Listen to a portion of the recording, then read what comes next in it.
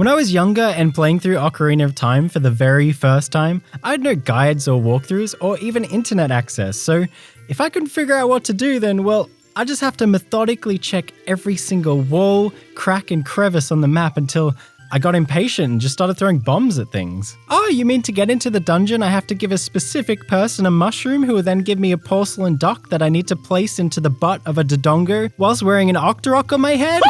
That seems intuitive. I honestly find it crazy to think that people being born right now will potentially never go without internet access or Google or walkthroughs.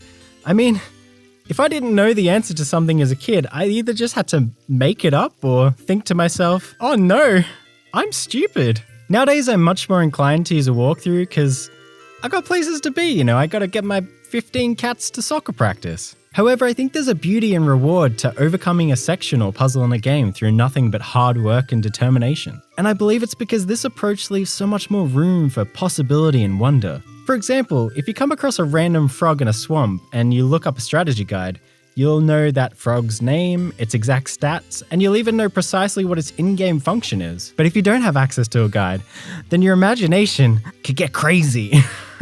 You get to name that frog Pasquale, and you can decide that Pasquale is a father of 3 and has a particular knack for playing Scrabble. Scrabble.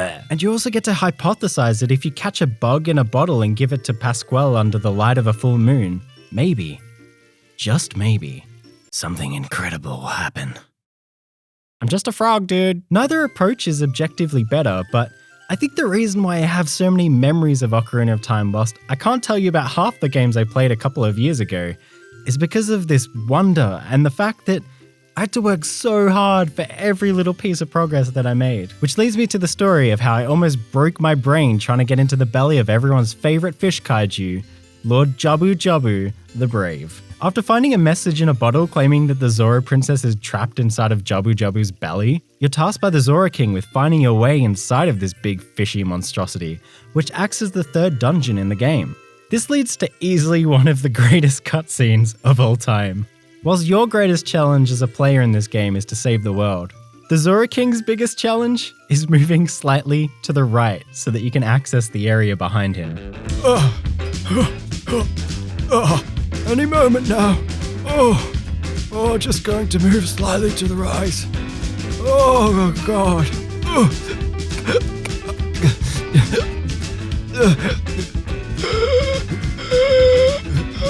Don't worry, Link, my dear boy. I'll be out of your way in no time. Oh, God. Holy fuck, this is a long way. Oh, Jesus Christ.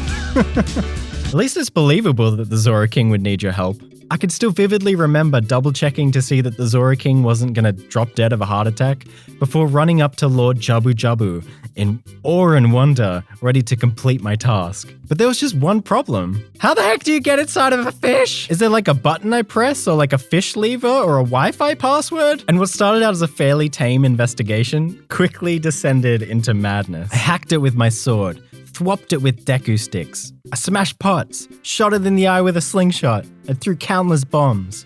But all of it did absolutely nothing.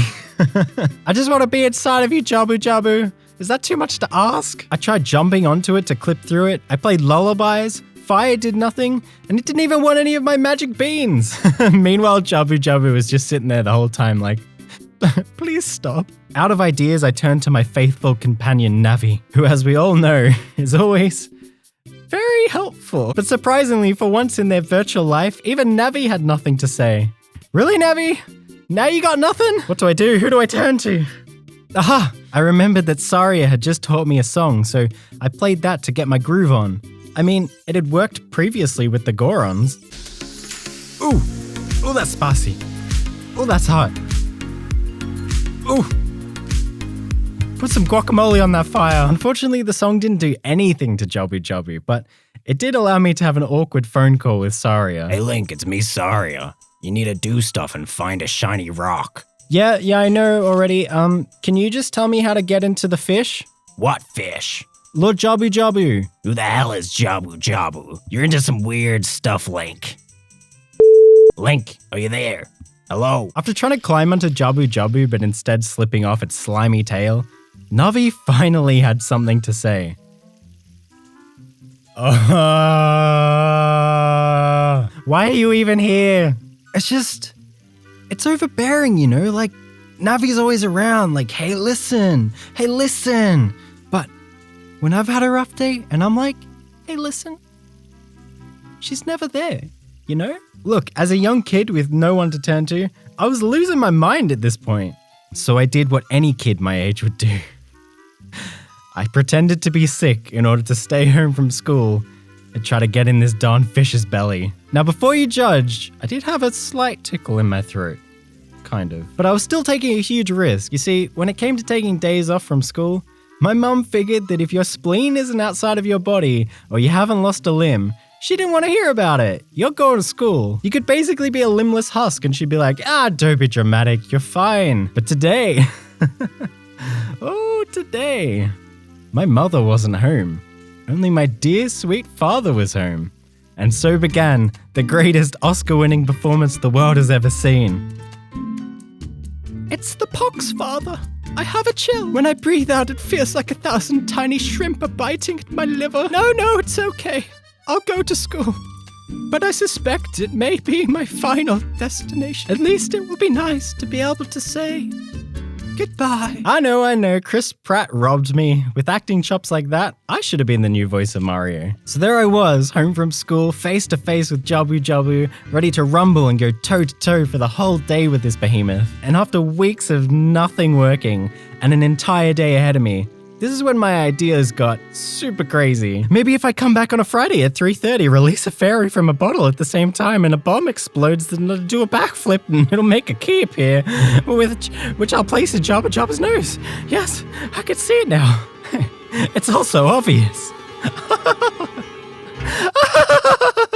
But alas, despite all of my effort, I was still unsuccessful. So I had to call upon the most powerful forces a kid without a walkthrough has, by the power of Penguin Soldier, Thick Pikachu, Goku, Darth Maul, and the Eye of Truth.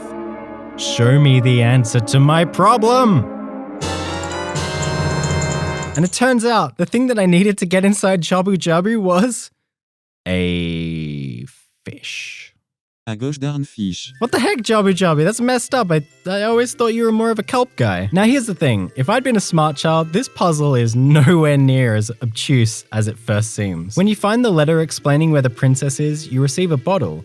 And if you go to the general store in Zora's domain, the shopkeeper is selling a fish in a bottle and explains that you can only buy one if you have a bottle to put it in. This is the hint you need to think that maybe all of the fish swimming around Zora's domain could easily be scooped up in a bottle.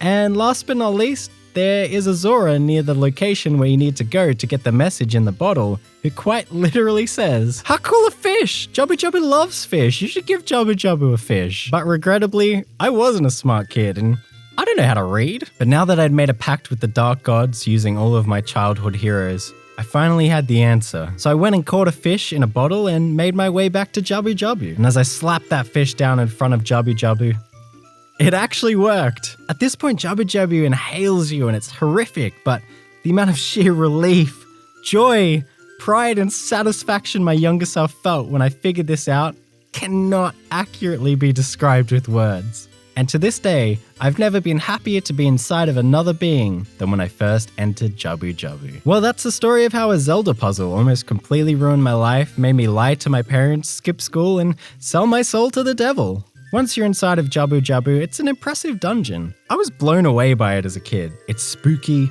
foreboding, and claustrophobic. It was a portal into a whole new world, inside of a fish. And then I met the princess and,